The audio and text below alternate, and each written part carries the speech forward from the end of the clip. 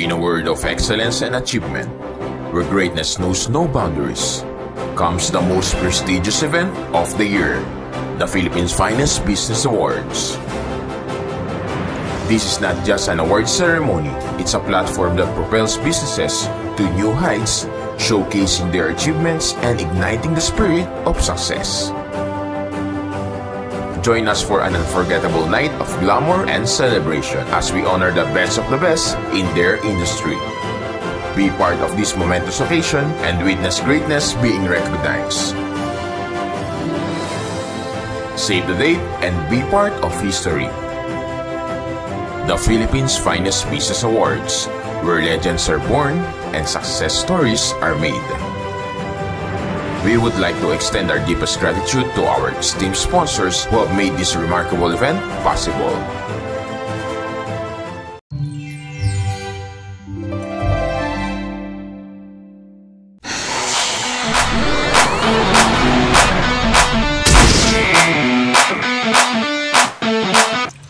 So it is rainy season here in the Philippines, and what is the best way to enjoy this kind of weather is to sip a fresh, hot coffee. Guys, welcome to Real You. Today, we will visit the owner of Mountain Top Coffee to know more about her business and to know about her life.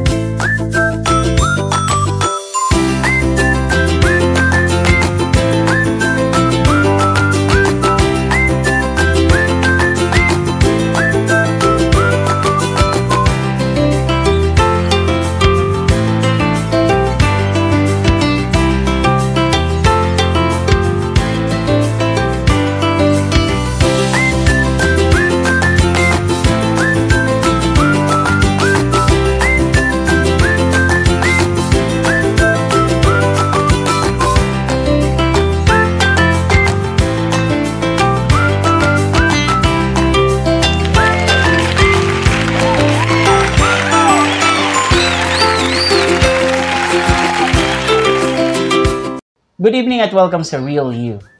Usapang kape ang ating pinunta dito sa San Fernando, Pampanga.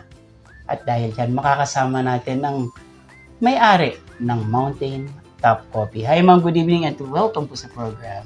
Good evening po. Thank you din po. So first of all ma'am, sige pakilala po kayo sa ating mga televiewers.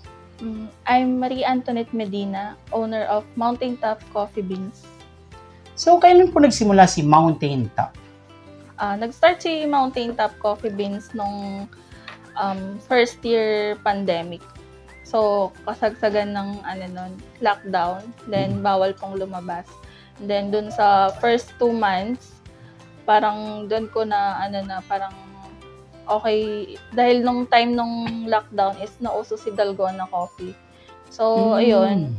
Opo. So, yun, naisipan ko siyang i-business yung mga brewed coffee. And then, yun nga, di makakalabas yung mga tao. So, yung mga addict, yung mga coffee lover na gustong nagtatambay sa mga coffee shop is hindi nila magawa. So, ang daming mga nahilig na mag-brew sa bahay. So, yun, mini-start ko yung coffee. Nabanggit nyo, ma'am, is Dalgona. Yes po. Para sa kalaman ng ilan, although sumikat na ito nun, ano yung Dalgona coffee? Yun, yung Dalgona, usually ginagamit nila is mga instant coffee and then pina-froth lang siya para maglabas ng bubble and then lalagyan lang siya ng milk. Ayun po. So, sige po ma'am, para sa kalaman din ng ating mga viewers. So, from ano yung business niyo? Kasi balita ko, nag-change kayo ng business para mas malinaw lang. Tapos, lumipat kayo into food business. So, yun nga, before pandemic is, ang business ko, may business akong travel and tours. So, parang meron akong home-based travel agency. And, yun nga, nagta-travel ako locally. Namimit ko yung mga local farmers sa Sagada, Baguio, Kalinga, Benguet. Then, natitikman ko din yung mga local coffee na sinaserve po ng mga local farmers. Then, ayun nga, we all know naman na nung pandemic is sobrang down nung travel industry. So, naisipan ko din i-business yung coffee. Then, nung ini-start ko siya, ini-start ko na din na i-contact yung mga local suppliers sa Cordillera. So, mahirap ba ang naging transition nyo from being a travel agent into a coffee agent? Actually, para sa akin lang is, noong una, mahirap. Kasi unang-una, ang knowledge ko lang sa coffee is yung mga 3-in-1, yung mga instant. Then, yun nga, Starbucks, yun lang yung alam ko na coffee eh. Hindi ko alam kung anong klaseng mga beans, ano yung pagkakaiba nila. So, yun, dahil nga pandemic, parang binuhos ko yung oras ko doon sa kung paano ko aaralin yung business. Dahil nga yung knowledge ko sa coffee is parang yung mga basic lang. So, inaral ko siya until yon bago ko nilabas sa social media. Minake sure ko na sapat yung knowledge ko para ma-promote and ma-market ko din na maayos yung coffee. So, sa ngayon, kasi alam natin marami ang mga coffee beans. Ano yung ilan sa mga variety na hawak ni Mountain Top? Yun nga, si Mountain Top Coffee Beans po kasi is meron siyang 20 variants. Pero yung 20 variants na yon is umiikot lang siya sa Arabica and Robusta. So, kumbaga yung 20 variants, meron siyang 10 variant na classic lang. Yung plain flavor lang, parang yung origin ng Sagada, Kalinga, Benguet. Then, meron din kaming 10 na flavored na aroma lang siya. Like caramel, hazelnut, vanilla. So, pag sinabi niyong aroma, paano siya? Yung 10 namin na flavored is parang nag-add lang yung roaster ng special oil or flavor. Okay. Sige, matanong natin ngayon, ma'am. Kasi ang pinag-uusapan natin is about coffee beans. Ano ba yung distinguishing features o ano ba yung kaibahan ng mga coffee beans? So yun, yung mga coffee beans, merong Arabica, merong Robusta, merong Excelsa, and Liberica. So dito sa Pilipinas is more on Arabica beans po tayo and Robusta beans. So si Mountain Top is, yun nga, ang Arabica beans kasi is mild lang, meron siyang pagka-sweet tone. Then si Robusta naman po is may pagkamatapang. Pero usually, kasi bumibili tayo ng mga instant coffees. Yes. Para sa kaalaman din, ano ba yung ginagamit na beans usually dito sa mga instant coffee? Hindi ko sure din po. Pero more on, Arabica halos po yung ginagamit. Arabica. Depende rin po sa mga brand. Kasi may mapait, merong sobrang tapang na instant coffee. So, tingin ko is Robusta po or Liberica. Excelsa. So, meron yung tinatawag na Robusta, Arabica, Excelsa, and so on. Yes. So, eto ba, kamukha nito, Sagada. Meron kang matatagpuan nito sa Sagada, meron kang matatagpuan sa ibang bansa, pero same lang din siya na beans. Ano ba bakit siya nag-iiba-iba ang lasa? Although, kumuha ko ng beans sa Sagada na Arabica, kumuha ko ng beans sa ibang bansa na Arabica din. Bakit siya may pagkakaiba? Nagdi-differentiate, although pare-pareho po silang Arabica beans, nagdi-differentiate lang din po yung lasa pagdating sa altitude. Like for example, sa Sagada is, alam naman natin na mataas, puro bundok. So, doon din po nagkakaroon din ng pagkakaibang lasa po. So, yun. Then sa iba is, meron din naman tayong mga galing sa Kalinga. Same lang din po, pero yung sa Kalinga kasi namin is, Robusta beans siya. Ikaw, anong favorite mo na klase ng kape? At bakit? Ako po, Arabica. Kasi Bakit? hindi rin ako fan ng mga matatapang na coffee. Gusto ko lang is, enjoy ko lang yung pagka-rich ng coffee. Dahil yung aroma niya. So yun, dito sa Mountain Top, ang favorite ko na variant naman niya is yung hazelnut vanilla. Hazelnut. Yes po. So parang Yun kasi is kahit black coffee lang siya, pagka-sip mo, yung lasa niya is may pagka-nutty na din siya. Dahil na meron siyang special flavor na hazelnut vanilla. Tayo, as a consumer, dahil na mahilig tayo magkape, bumibili tayo ng espresso machine. Pero bakit, kung minsan, maasim siya, mapait, sobrang pait, paano ba yung talagang tamang lasa ng perfect ground coffee? Ayun nga, for me kasi yung tamang shot ng coffee kapag pinadaan mo siya sa espresso machine is yung coffee kasi kapag tama yung pagkaka-brew, meron siyang natural sweetness. Lalo na kapag Arabica po siya. So yun, lalo na sa mga coffee shop, usually meron silang mga commercial grinder na ginagamit. Kailangan freshly grind yung coffee bago mo siya i-brew. Pero paano ko malalaman kung tama yung pagkaka-grind ko? Ano dapat? Kada beans ba, iba-iba ba yung kanyang paraan ng pagka-grind? Meron bang beans na dapat siya pino? Meron bang beans na dapat coarse para siya makuha yung perfect taste? O kahit ano, parehas lang? Sa brewed coffee kasi, merong iba-ibang coffee equipment na ginagamit. Like for example, kung ang gamit mo na equipment is espresso machine or mocha pot, ang tamang coarseness level kasi dyan is fine grind. And then kung sa bahay naman, ang gamit mo is coffee maker, coffee press, usually ang tamang coarseness dyan is medium coarse or coarse grind. Then meron din tayong iba't ibang paraan ng pagpe-prepare ng coffee. Kagaya din ng drip coffee. So same lang din ba yan? Nakalagay lang siya sa bag? Yes po. Ang drip coffee, meron kaming dalawang drip coffee and tea bag. So si drip coffee is medyo pricey kumpara kay tea bag. Bakit? Si drip coffee kasi parang IG worthy din, pang IG kumbaga. And then sa filter din, mas okay na ginagamit yung drip coffee filter.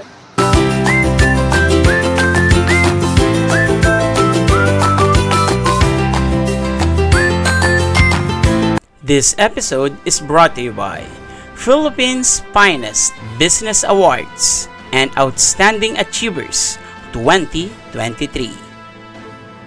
La Visual Corporation and Servisu Channel.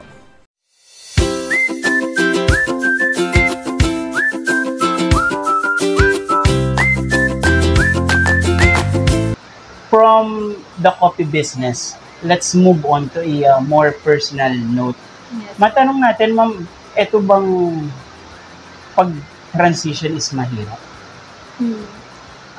Actually, from being a travel agent parang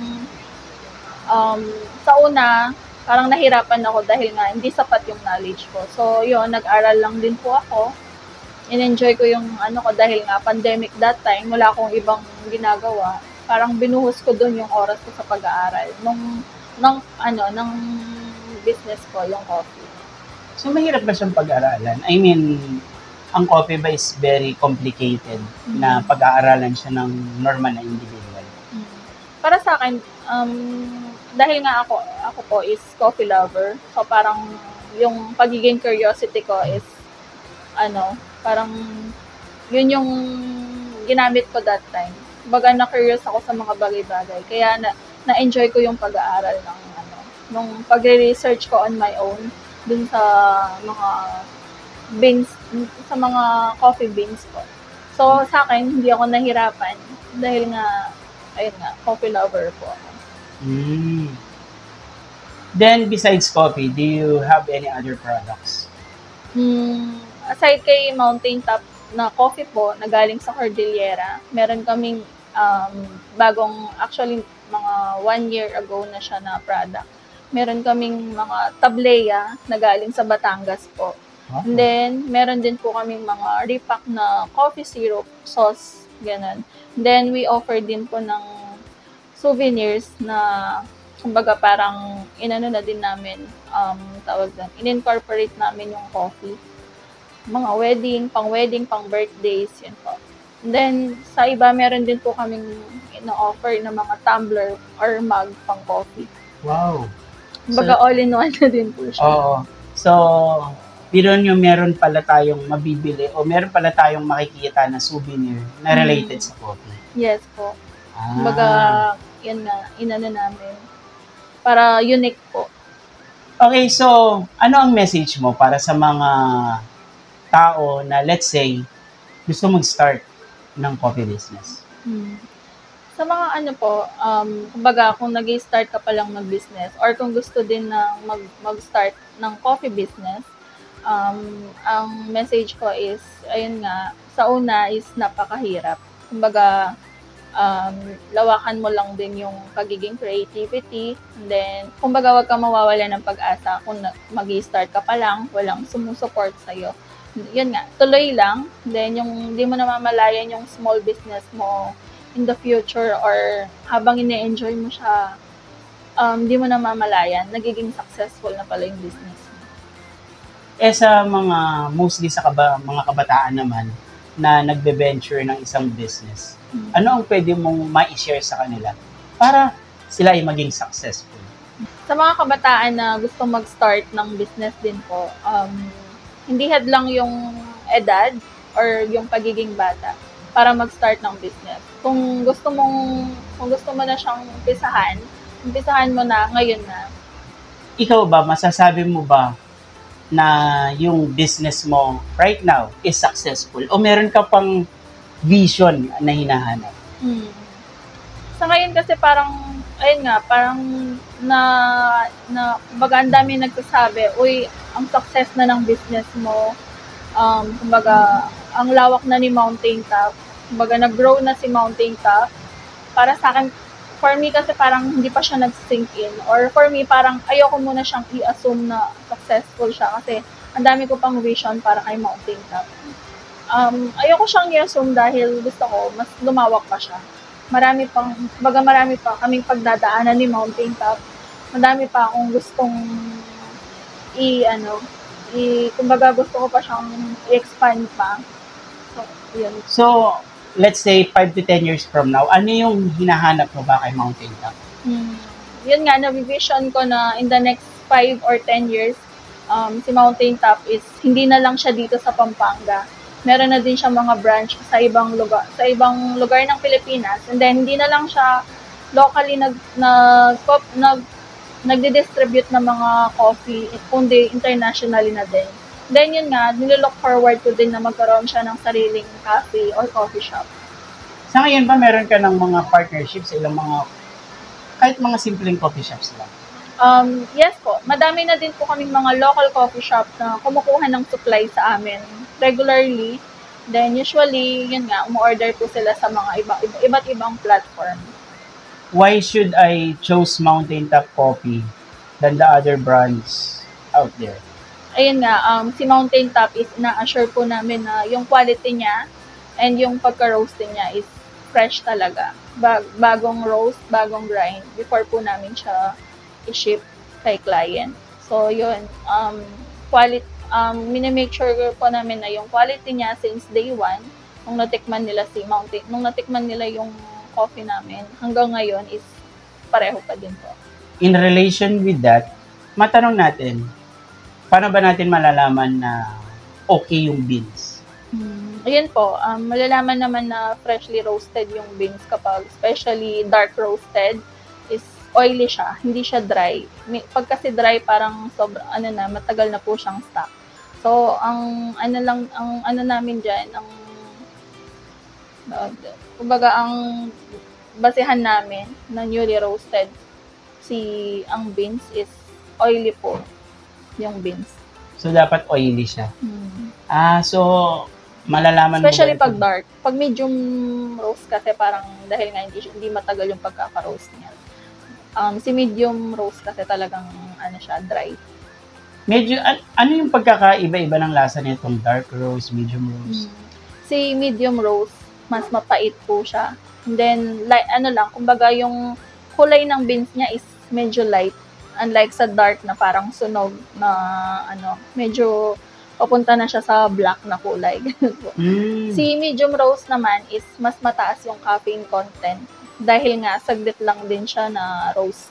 Unlike sa dark roast po is pinatagal siyang niro-roast. Kaya habang tumatagal is nabe-burn na rin yung caffeine. Ayun ba yung mga tinatawag nating decaffeinated? Iba din po yung decaf. Parang mas mahabang process. Kaya mas mahal po yung decaffeinated.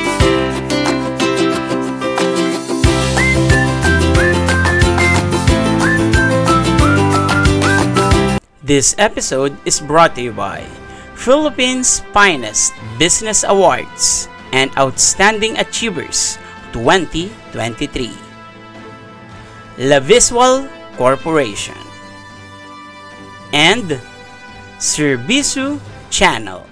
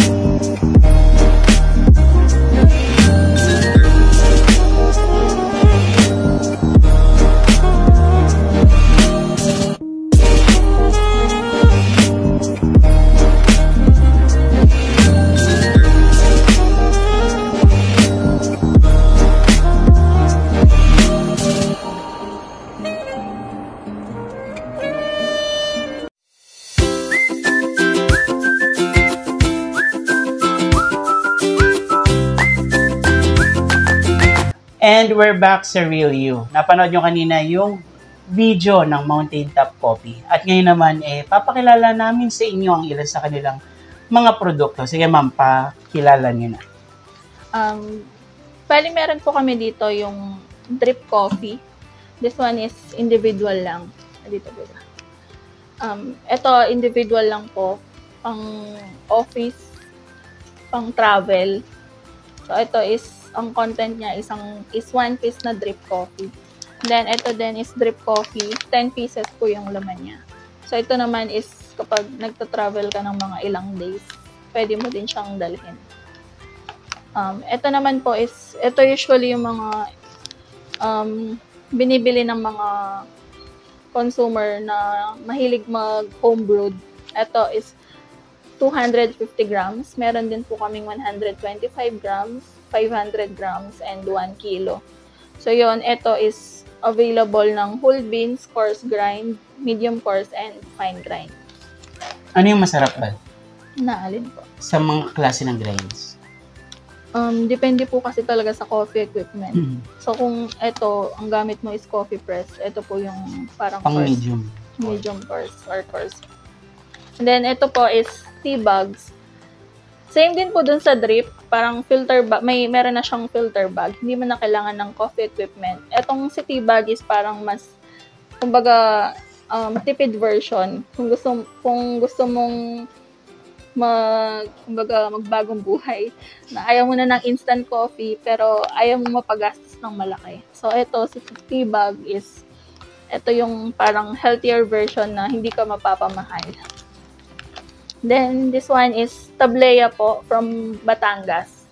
So, ito, pure Tablea na unsweetened. Para din sa mga health conscious na gustong na mahilig sa hot chocolate. Pero ayaw ma-break yung baga keto diet nila. Ito, unsweetened siya and pure Tablea po. So, ma'am, ito namang mga ito, ano naman to? So, yan po is yung mga repack na sauce and syrup available sa 125 ml and 50 ml. So, kumbaga dahil nga madaming mas nahilig ng mag-homebrewed, kumbaga additional flavor sila. Like yung, parang pang ano na din po. So, halimbawa, ako ng coffee, timpla ako. Yes, pwede mong patak na lang ito.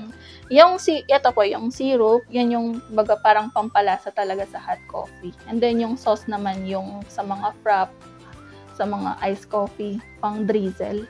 Ah, yun pala yun, yung nilalagay. Kala ko kanina sa vape.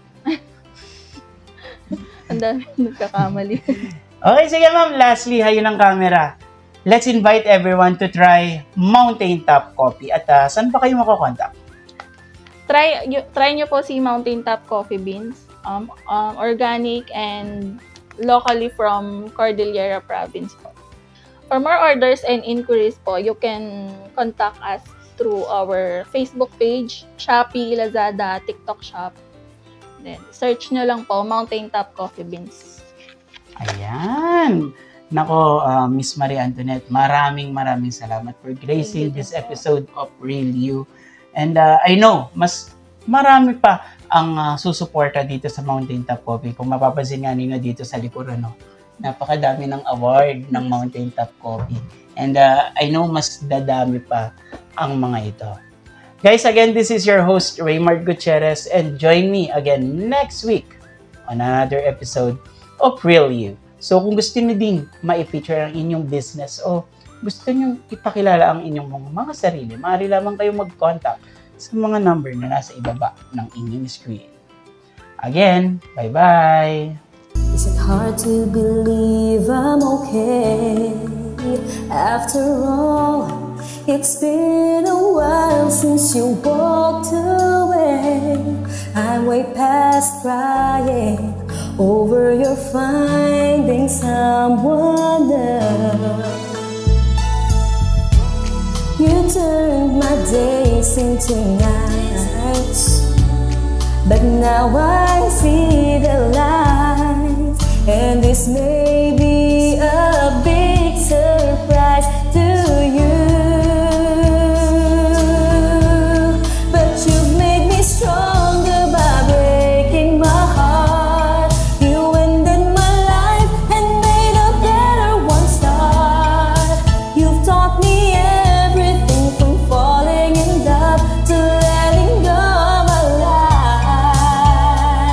Yes, you've made me stronger, baby, by saying goodbye.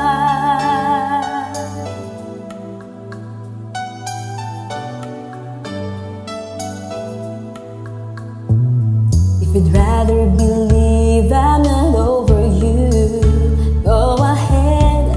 There's nothing wrong with making believe.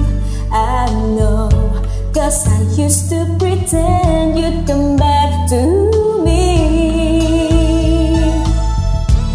But time has been such a friend, brought me to my senses. In a world of excellence and achievement, where greatness knows no boundaries, comes the most prestigious event of the year, the Philippines' Finest Business Awards. This is not just an award ceremony, it's a platform that propels businesses to new heights, showcasing their achievements and igniting the spirit of success. Join us for an unforgettable night of glamour and celebration as we honor the best of the best in their industry. Be part of this momentous occasion and witness greatness being recognized. Save the date and be part of history. The Philippines' Finest Business Awards, where legends are born and success stories are made. We would like to extend our deepest gratitude to our esteemed sponsors who have made this remarkable event possible.